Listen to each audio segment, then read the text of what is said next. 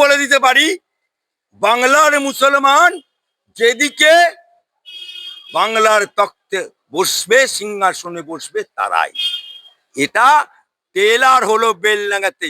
26 साल आने दीजिए, पिक्चर पूरा कंप्लीट हो जाएगा।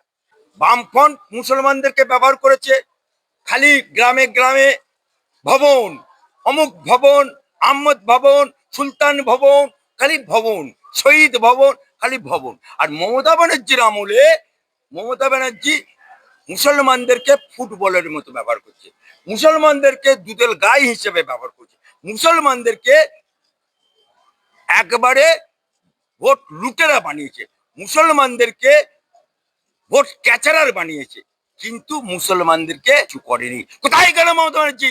তোমার 10,000 মাদ্রাসা কোথায় গেল? তোমার সাচার কমিটির রিপোর্ট একটাও পূরণ করেনি। তাই ঢপের চপ বাংলার মুসলমানরা আজকে জেগেছে, জাগ্রত করে পেরেছি, তাই আগাচ্ছে বাগার ভয় হুমায়ুন আর আলী আফজল চাঁদকে। মমতা বুবুর, মমতা খালার, মমতা আপার বেশি ভয়।